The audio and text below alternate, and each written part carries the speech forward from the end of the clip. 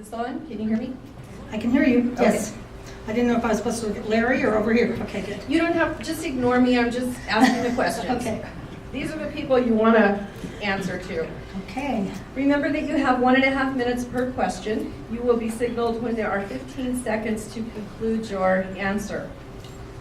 First one, the integrity of our election system in New Mexico is a key aspect of the job of the New Mexico Secretary of State.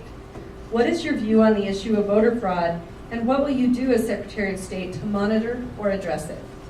Thank you for that question. Of course, the integrity of the electoral process has been something that I have dealt with for not just my term as your Secretary of State over the past 4 years, but having served as a county clerk and then my 18 years in the state Senate, I have over 30 years experience administering elections. And the integrity of the entire electoral process is something that I care deeply about. From the voter registration, from registering to vote, all the way to the counting and the canvassing of the votes, assuring that we have accuracy all the way through is critically important to me. So as your chief elections officer responsible for oversight of all elections in New Mexico, not just the county's elections or the school elections, but municipal as well, it is critically important to me that we assure there's integrity in the process. Having said that, I have seen voter fraud. Voter fraud is not a myth. I have investigated it. I have turned over cases of voter fraud to a district attorney, and I have seen people indicted because of voter fraud. So I have been a strong proponent for many years, all of my years, as a matter of fact, in public service, of something called photo voter ID.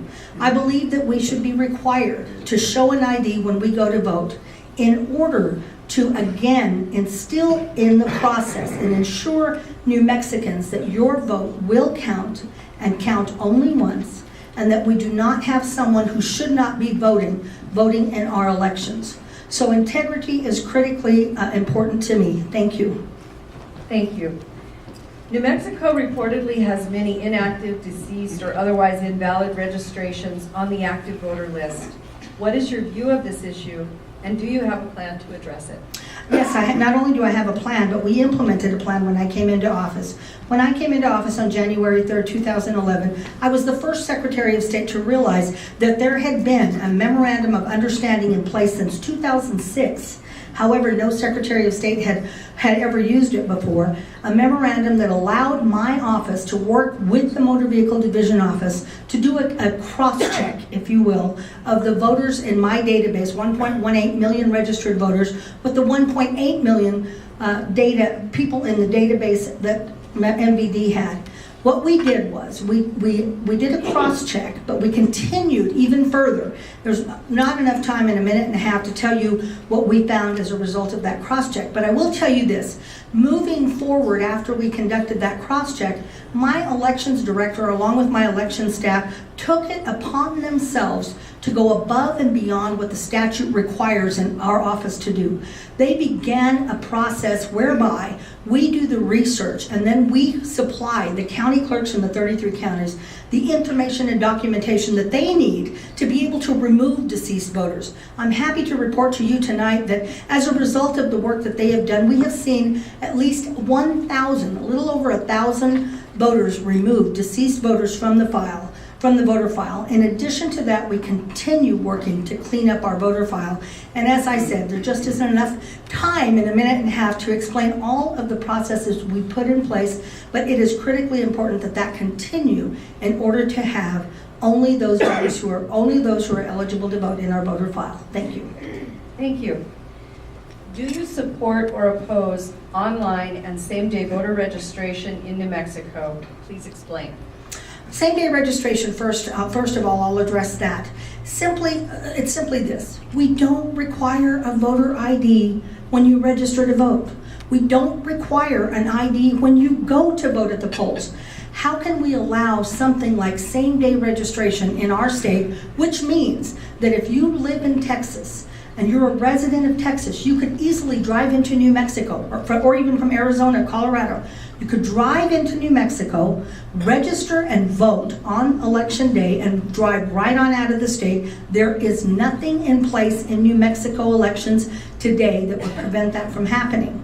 In addition, on online registration, people call me and say, when are we going to vote by telephone? When are we going to vote online?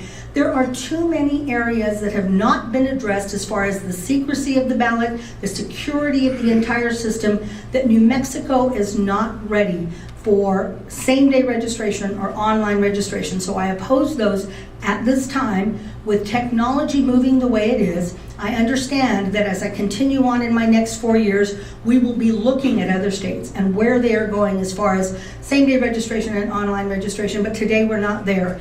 Until we get a voter ID requirement in place, until you have to walk up and show your ID, we cannot even attempt to put anything like that. It just invites someone who wants to commit voter fraud into the state. Thank you. Thank you. Do you support or oppose legislation requiring voter identification? Please explain. Thank you again. Voter ID is critically important in this race. You will find that it's a clear difference between two of us in this race, going into the Secretary of State race. Voter ID has been something that I have worked on since I went into the Senate in 1993. I think one of the first pieces of legislation I introduced in 1993 in the State Senate was voter ID requirement. I had 3 or 4 Democrat senators serving at the time sign on to my bill. Voter ID is not a partisan issue. It is a New Mexican issue. As I travel the state, it crosses ethnic lines, it crosses party affiliations. It doesn't matter who you are in the state of New Mexico and in other states. You want to make sure that your vote counts. You want to know that your vote is going to count. So voter ID, although it has been portrayed as a political issue, it is not. It is simply an issue that is of critical importance to voters in New Mexico that will assure that there is integrity in the process and that your vote will count. And as I mentioned, I've been a proponent of it. We've introduced legislation. We've looked at best practices in other states. All of the arguments about why you shouldn't have voter ID. United States Supreme Court, one of the most liberal judges in the U.S. Supreme Court, said when they reviewed the Indiana case, all of those arguments are unfounded. Everyone deserves to know that your vote is going to count, and voter ID is one way to assure you that we have integrity in the system. Thank you. For this question, you have 2.5 minutes. Please tell the hiring committee why you believe you are the best candidate to represent the people of New Mexico as Secretary of State. Well, I have and will continue as your Secretary of State. It is an honor to serve you in this position. I have worked very hard over the past 4 years with a team that is just unbelievable. On my cards, you'll see it says leadership that's working, and it truly is working. Whether it's improving voter registration, or improving the voter registration process, cleaning up our voter files, improving the elections equipment. When I came into office 4 years ago, we all heard the stories of corruption, pay to play, no transparency, no accountability. I am accountable for everything that I do, and we brought accountability into the office. We can tell you every penny we've spent on, and we have cut costs. We came in with wasteful spending going on in that office. We have cut spending. We have done things in-house that used to be paid to outside vendors, millions of your tax dollars going to outside vendors, which shouldn't be happening. We have taken the corporations division that we inherited from the PRC, inherited a backlog of an average of 4 weeks to file a document, took that backlog to an average of 3 days. Now, today, depending on the volume we receive, it's anywhere from 3 days to 7 days to 1 day, but there is no longer a 4-week backlog as it relates to corporations.